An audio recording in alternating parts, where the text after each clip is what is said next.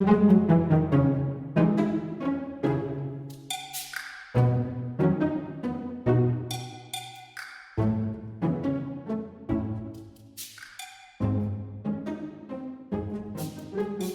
secret is not safe with me, myselves, and I, the podcast where we uncover your alter egos. A bookish Gen Zer by day and a sarcastic stand-up comic by night, I, Corinna Yee, am no stranger to embodying a character if it means I can make vulnerable confessions about my life. I mean, I'd do anything for a laugh. But here, your hidden personalities take center stage as we get to know the real yous. Discover how we can stay true to ourselves with help from our different selves. Well, this is a highly anticipated episode. When people found out that I was going to have this person on as my very first guest for Me, Myselves, and I, they became very excited. And I think it's because, I don't know about you, but when I was growing up, I was always very curious about what my teachers and professors did in their private lives. And I was also curious about what my parents really did at work. And since this show is all about how we shapeshift between our alter egos to get through the day, I thought who better than to have my inaugural guest be my dad, a professor of over 40 years, Cordell Yee. He is the reason why I got through high school. He is probably the smartest person that I know because people ask me, they say, what does he teach?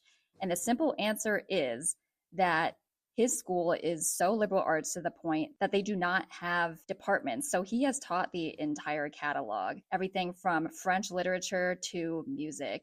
And I am not as smart as I look, but he definitely is. Dad, welcome to the podcast. How are you? I'm fine, thank you. I want to know, how do you think you are perceived? Because growing up, you, just to paint a picture for my listeners, you have this very intellectual aura to you.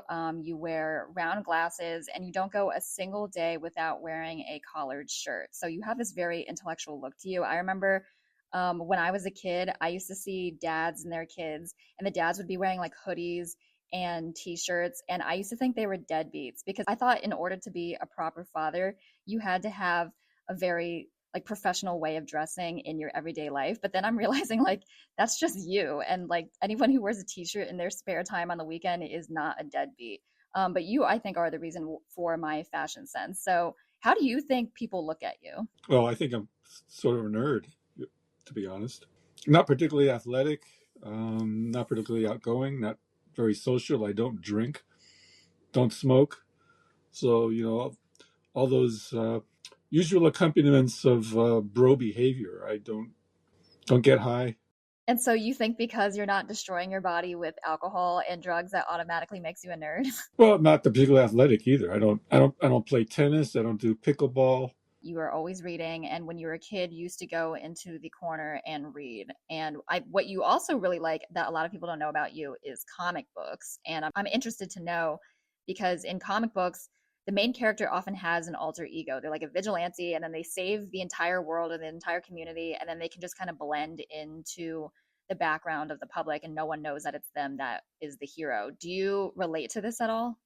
Well, I don't know if that's the reason why I like comic books, but the whole notion of secret identities, that was interesting. Sorry, I said, what's the secret identity? Is it being a superhero or is it being the ordinary guy? I think, yeah, if you say Superman has a secret identity, it's Clark Kent, right? Or if you think that Clark Kent has a secret identity, it's Superman. So I'm trying to figure out which one is the secret identity. So I'm wondering, when you go into the classroom, do you feel like you're transforming into a professor and you're like in professor mode? Or do you still think of yourself as, oh, I'm Cordell Yee. I'm the same as I was, 10 minutes ago when I was at home, and then now I'm in the classroom. Do you have to kind of shift mindsets? If I were at a more conventional school, that might be the case, right? Because sort of have to put on a show of some sort, entertain, keep the students engaged through some sort of lecture or some sort of program, have some things to keep them engaged. But I think, at least in the kind of classroom I'm in, where a lot of it depends on students being engaged with each other, I think I need to fade into the background a little bit. So to explain, the school that my dad teaches at is not lecture based. So the professors, instead of standing in front of the classroom, as my dad was saying, and putting on a show, they actually sit at a large table with their students and have the entire class be run by a discussion that is supposed to be dominated by the students. And as a kid, I thought this was such a good hack for my dad because he did not have to do any real work. All he has to do is just go, so what do you think about this passage? But when you look back on that, I think it also means that you have to relate to your students a little more. I guess one thing that I do have to do is sort of forget whatever I thought I understood about whatever we're reading and try to think about the text that we're reading, even though I may have read it like 10 times before, try to see it freshly every time I have to teach it in a class. In that sense, yeah, I'm trying to get on the same level as my students, but not because they're 20 years old. It's because this is them reading the text for the first time. And so I sort of have to sort of shed what I thought I understood. I'm curious, when I became college age, did you feel the lines between your life in the classroom versus your life at home start to blur because I was the same age as your students? I began to think of you more like my students and as a little kid who sometimes sat in my class. Yeah, when I was a kid, you used to bring me to class on days that I didn't have school, and you would just park me in front of your laptop, and then I would eat whatever candy was from the vending machine while you did class. And so, yeah, that was I got a peek into your alter ego as the professor, and you were pretty similar to how you are at home. You're like a man of few words, but when you talk, it does have an impact, and everyone's very engaged. But then there would be points when you would be very charming, it seemed, because I would just hear like a burst of laughter and it seems like they were laughing with you and not at you. So I'm wondering where do you put this charm when you're not at home? Because I don't see it often at home.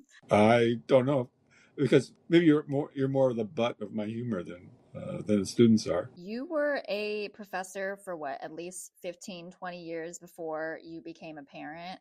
So how did those two roles influence one another once you became a parent? I guess we might have been more concerned with educating you than we would have been otherwise if mom and I hadn't been involved in education.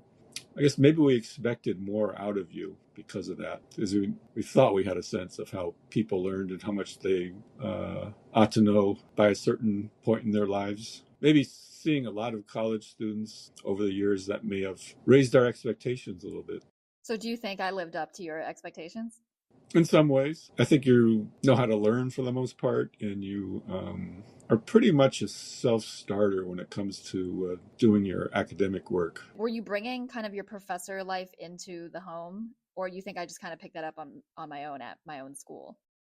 It was probably a combination. We never had a shortage of books to look at.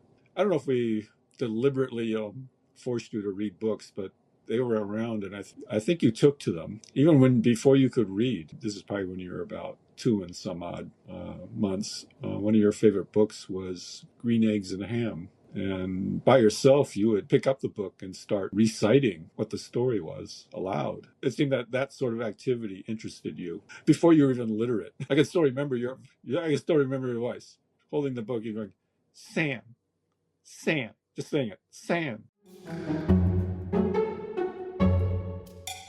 It's time for Grill and Chill, the segment where you, the listener, get to poke our guests with any question you want and let our inner thoughts run wild.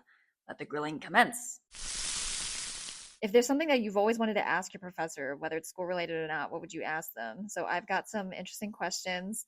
The first one is from David. What is your favorite novel? Probably Ulysses by James Joyce. When I first read it, it was so unlike anything else I had read before. Joyce is kind of a master of the English language. That comes clear in that book. He also alters his style at several points in the book, but it's still following development of the same main characters. So it's a very interesting in that respect. And you wrote your dissertation on James Joyce. I bet a lot of people don't assume that this Chinese American guy is going to write on this Irish dude with, yes, very complex language. Did you find a lot of people were surprised that you were in your department working on that kind of literature? Not particularly. Well, you sort of have to prove yourself. You have to be able to write well. You have to be able to read well. You got to be able to put scholarly sources together, that kind of thing. Things like that don't depend on your ethnic background so much. Fallon asks, what do you find most rewarding about being a professor? Is it primarily academic freedom in your research, or are you motivated by teaching and like shaping the next generation? Yeah, shaping younger people, I think that's the most important thing. My school is not a research institution, so that's not something that we're expected to do. Yeah, we're basically interested in trying to help students with differing points of view talk to each other. Aliza asks, what is your death row meal? There's a little mood shift. You know, if my last supper. You know, it's interesting that she said, what is your death row meal? Because, yes, that assumes that you are in prison for murdering someone else. What do you think you would be arrested for? Let's start with that, because I don't think you would murder someone. It would probably be for promoting dangerous ideas, maybe. Wow, very, I was gonna say piracy, but okay, what would your death row meal be? I don't know, some sort of Chinese noodle dish, either beef noodle soup or pan-fried noodles with seafood or chicken. See, the noodles are kind of my pun there, right? Because noodles you eat for long life. That's pretty funny. Yes, because there is a tradition in Chinese culture, probably other Asian cultures too, where on your birthday or at New Year's, you're supposed to eat noodles to signify long life. And a lot of times you bring the noodle up like very high off the table to signify like, yeah, a long life. So you would eat those noodles as you're about to be executed. That would be like kind of superstitious way of trying to say, extend your stay in death row, in the hopes that somehow maybe they might change my fortune somehow. Oh, so you do have a will to live then. Usually, condemned people, I think, still, I would imagine, still want to live. For this next one, it's important for my listeners to know that my dad has the same genetic makeup as Yo-Yo Ma. He has the same balding pattern. He has the same face shape. He has like the same. They do this look where I can only describe as like it's supposed to be a passionate look for Yo-Yo Ma, where he's kind of like breathing in and you can see this little like grimace on him. My dad is making that face right now. You can't see, but the face that Yo-Yo Ma has when he's very engrossed in his music is the face that my dad makes when he smells like rotting fish. Like they just have the same exact facial expressions, but for two very different situations. And so Yolanda wants to know, do you feel a spiritual connection to Yo-Yo Ma? Because I think you are his long lost cousin or something. I wish I were as talented as he was, or is. What kind of music do you listen to? A range, some classical, some jazz I like, classic rock. So you definitely like dad music, is what this sounds like. That's dad music. Dad music is classic rock. That dad music, that I think that's more like granddad music now, isn't it? Well, it's kind of getting hip nowadays. Like people in their 20s are like really into like I don't know the Beach Boys now. I guess we've come full circle. Yeah, it's the age of reboots, I think. Even Harry Potter's getting rebooted. It seems like, yeah, didn't we just get done with this, what was it, 8-movie series? And then a last question, another one from Aliza. Love this question. Very important one. What is your favorite thing about your daughter? Oh, That's not a good start. well, there are just too many too many things that are possibilities. Her kind of wicked sense of humor, her feistiness. You like that I'm feisty? It's not a like, but it's more like I appreciate it. I think we need more of that these days. I guess one last thing, your general adaptability. Yeah, it seems like you're good at moving around from situation to situation. I like stability. I don't like change that much. This is interesting because you and I have like very different personalities because yeah, like you said, I tend to adapt a lot, shapeshift. I'm always like trying new things. This podcast is about alter egos and you're like, I don't have any alter egos. I just go from thing to thing is the same way. I just try to learn. That's what they often say about me. Steady and calm. So do you think you have any alter egos or probably you don't need alter egos, I think is what we're learning. The fact that I might have been more lenient with my students than you, does that mean I had an alter ego? Does that make a parent an alter ego? Hey, thanks for joining me, Myselves, and I for a terrific episode. I hope you had as much fun as I did and even made a friend or two. If you want to stay up to date on future episodes and laugh even more, follow me on Instagram at CORINNAYEET.